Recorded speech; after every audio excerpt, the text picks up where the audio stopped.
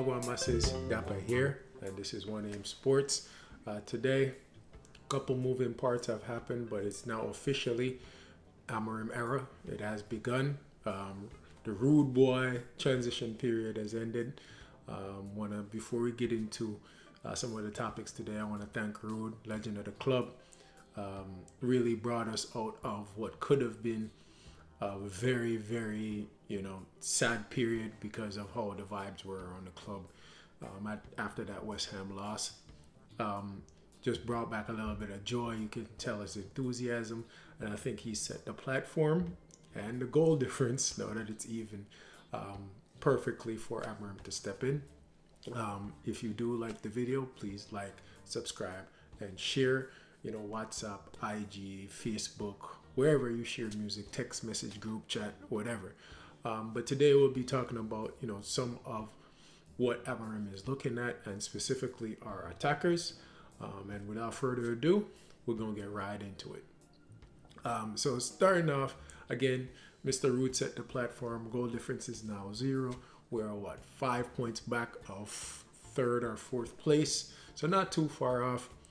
Quite honest, to me, I'm not really counting the season to what I expect to happen, and with some of the players that we have, until unless there's a dramatic shift in how their mentality is, I don't see it. We just need a couple key additions in certain areas in order to take that next step, and to have a coach like Amorim come in with his ideas in terms of what he's trying to do mid-season. No preseason, no training, none of that, and expect that success. I feel like it's a stretch too far. I'm still looking for European places, but 25-26 is really what I am kind of putting it on. This year, I really just want to see a structure, consistent playing, and some of those things.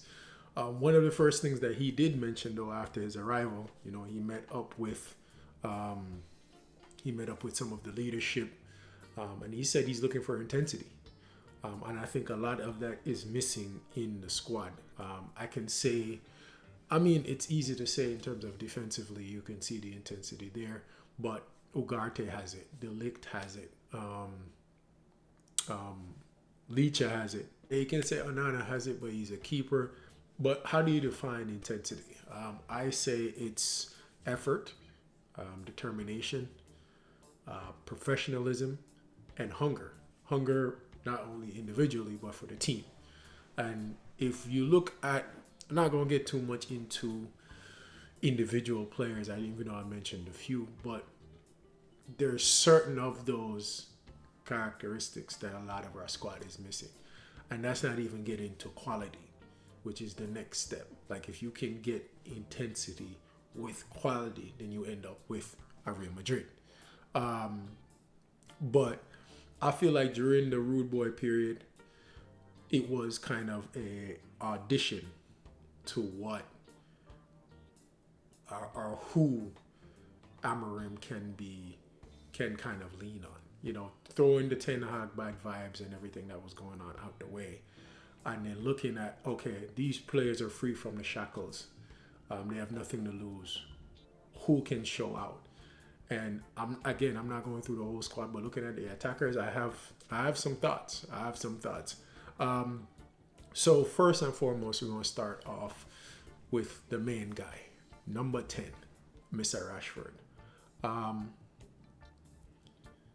For the defending that I do for him, being a black man, being English, with the amount of scrutiny that he gets, he can't go out there and give me a passive 3 out of 10 game. That's not fair. And with you being the number 10, the MBE, the highest earner in the club, and we've seen the expectations and the performances from you from academy days till now, there's a certain degree of professionalism and hunger that you should have for the badge that I don't see. You had 4 games under Ruud, and I was part of the crew that was telling people publicly, privately, Rashford needs to start. Left wing is his. How can anybody be starting over him? He should be first name, game in, game week out. And I thought it was just a situation where it's just all bad vibes around the club. But I'm going to go to the most recent game, the Leicester game. He had no effect. He had the ball. He turned back, pass it. Now, I'll put a little asterisk on it. Maybe there's an injury. But I call BS on that because you're not playing international ball. You were home the entire summer. Like we've seen you training privately, and you're 27. You're not 22. Where we're looking at, you're a young player, trying to make your name, and you need time to adjust. You need the right environment. You need the coach to put his arm over your shoulder. Just get on with it, bro. You're getting the money. Every week we should be getting a 7 out of 10 from left wing from Marcus Rashford. And that game, again, I was part of the support group. I was like, Rashford needs to start. But it's tough to say you should start when you're not better than the person that you're starting for. Just because of your attachments to the club doesn't earn you the spot to just start every week. And then when you don't start and you come off the bench, as you did in the previous game, you still don't look good. There's no hunger. There's no determination. There's no intensity. And it's, as a fan, you look at it and you're like, all right, is Marcus Rashford playing against one of the top 5 right backs in the league? No. So why is he not attacking them? Why is he not dragging the attention of those defenders to his side with his danger? Like, there's no danger from Marcus Rashford. That should not be the case. You drag the attention with the danger that you present over there, the game will get easier on the other side. You don't have to score. You don't have to do a Salah where you're getting a goal and assist every game, but you have to be dangerous. I forgot what the winger was for Leicester, but he was dangerous. He was playing the game. He was dangerous. Rashford, for the arguments that I'm making, it's not fair. It's not fair. Moving on. All right, now on to Garnacho. And this is a player that I don't think is faster, more skillful, or better ball striker than Rashford. But in terms of his mentality, his willingness to run, the fact that he wants to make a difference, it's leagues better. That word for wingers is danger. He presents danger. Now, truthfully, I think one of the adult channels that I watch had said it. He's a player that in an ideal world would be behind Rashford, behind £75 million Jadon Sancho, behind £85 million Anthony. And he would be the 4th string, getting bit parts at 20 years old, trying to make his name, and you'd be able to maintain that hunger. But that's not the case. And even now, with the players that we have now, ideally, you would still want Garnacho to come on the field 55 minutes on the clock and do what he did on Sunday. Running at defenses on tired legs. It's the worst thing in the world to see this young, 20-year-old running at me after I just played 65 minutes against another winger who was running at me. That's how you get substitutions like what we did with Dalot. You have to get him off. You got to get somebody fresh or get someone over there to slow that down. And that's the ideal work for Garnacho. I don't think long term in terms of, I don't see where Garnacho takes another step. I think that's it. But right now it's hard to make an argument, even though I think his best role is a sub. It's hard to make an argument of him not starting because of how passive Rashford is. And it's so bad. It's like, all right, so then Garnacho starts, bring Rashford out of the bench, and then Rashford is like, I'm just going to pass backwards. I'm going to do the Sancho shimmy, and I'm going to turn back, and I'm going to just wait, or blah, blah, blah, blah, blah. And before last year, I was making an argument, he needs those overlapping runs. He needs this, that, and the third. He needs effort. Garnacho, though, as much as, the video the other day, that random YouTuber was, telling him that he needs to do this, do that, and the third. Those are still true. But in terms of the drive to make a difference for our team, he's top one. It's him alone. The other winger that I'll talk about, Ahmad, he's probably the highest potential in terms of our wing group right now. He has the hunger, the determination, the professionalism. He wants to play. He wants to make a difference. My biggest argument against him earlier in the season was I think he allowed Garnacho to outshine him. And I say allowed because he was just like, it felt like it was, I'm happy to be here. I want to pass the ball. I want to make friends because making friends is going to help me retain my spot. And there's always politics at play, and he eventually lost it. And, he wasn't in it for a while. Wrongly so, but that's partially his fault. He went out there on Sunday, and there was a one play when he had that shot off where he almost scored, where he was running at the defense. And I didn't like the run that Rasmus made, but it was effective in that it dragged the defender. And I feel like at the start of the season, I might have tried to slip Rasmus in. But you saw it. Maybe it's, spurred on by the 2 goals. He cut in, and he had a shot. Now, truthfully, I would like my wingers to be a little bigger in terms of in the Premier League. But he can use his strength. You saw him jump in. He scored a header the other day. He's competing. And that's what we want right now. That's what we need in order to, that's the culture you want to go forward. And I think he's one of the ideal players and should be probably one of the first names on the team sheet for Amorim going forward. Looking at our forwards, Rasmus is going to be last because, Joshua Zirkzee. For him, Mr. Jay-Z, he still has that new player, new to the league adjustment grace period over him.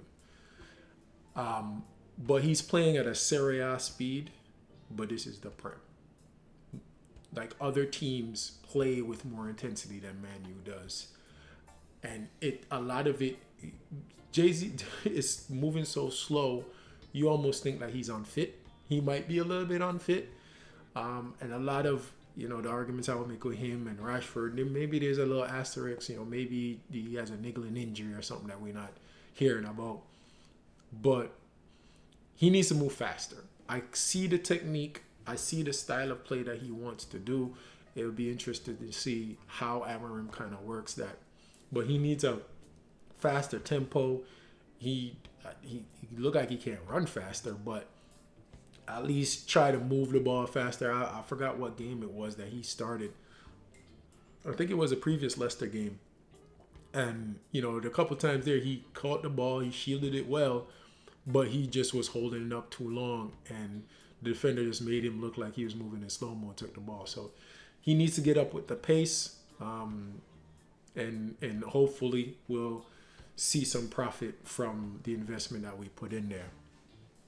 I don't think overall he is a better fit than Rasmus, but it's whoever's scoring goals and food there for eat. So if you're hungry, you can take that spot. Now for Mr. Rasmus. He's our number 9. And I used to play striker. Let me tell you something. I'm not going to be on the field for 20 minutes just running without shooting a shot. That's not happening. I used to hate it even when I played a game and I was active or whatever for 60, 70 minutes and I tire out the defenders only for another striker to forward in and be running against with his fresh legs against a defense and he get the goal. It don't work for me. That's not me. So I couldn't imagine going 3-4 games in a row where I'm not even taking a shot. That doesn't make sense to me. Me personally, I will go back to beside the CDM, pick up the ball and drive 20, 30 yards and take a 30-yard shot. Because want the feel of the ball. How the ball look when it move out, do I have it today? I need to know that. Typically, I want to know that early. So I can't picture you playing 60, 75 minutes. And the only thing you have on, your boots are clean.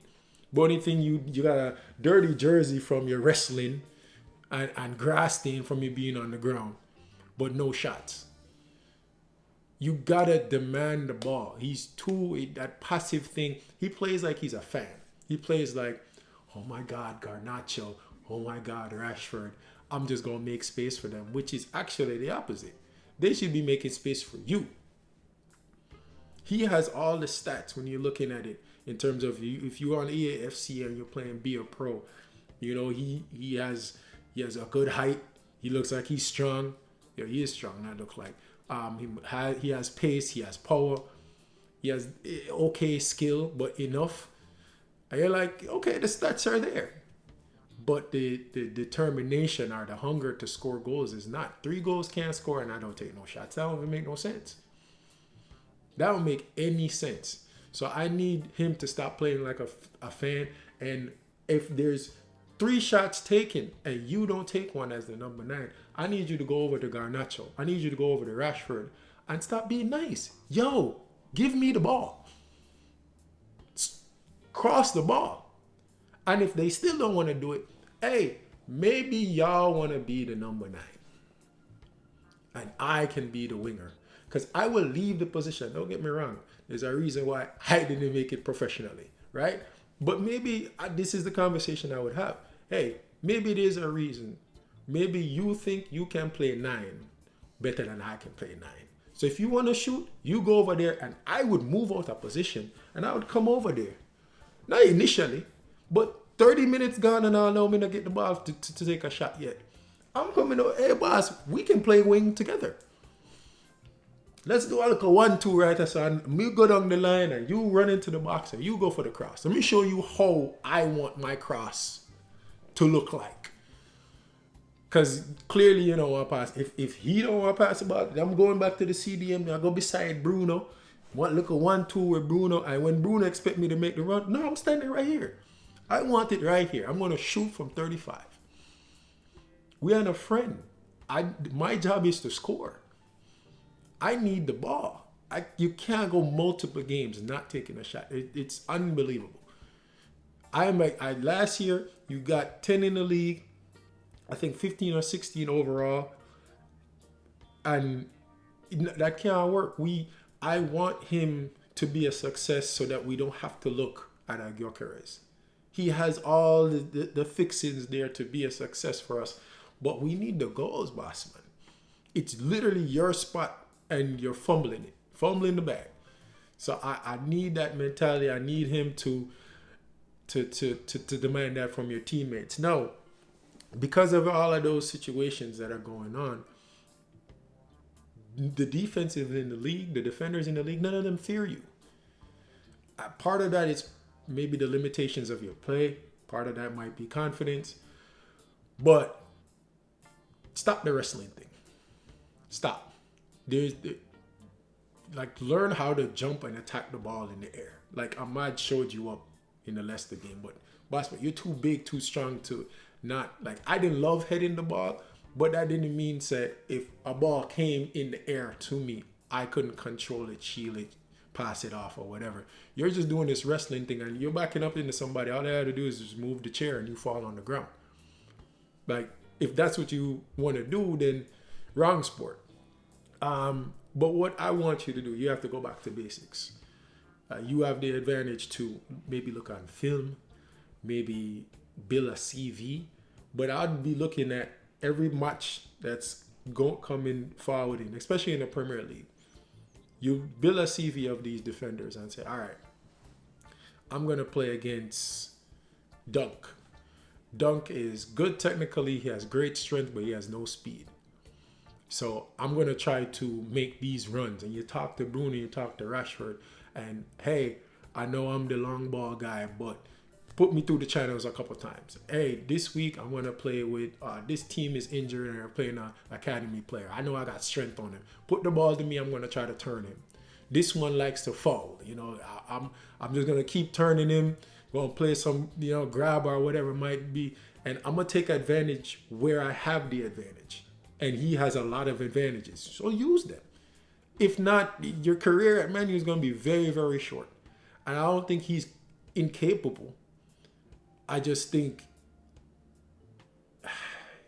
he don't know how to use it. Doesn't have the right mentality, or he just lacks intensity.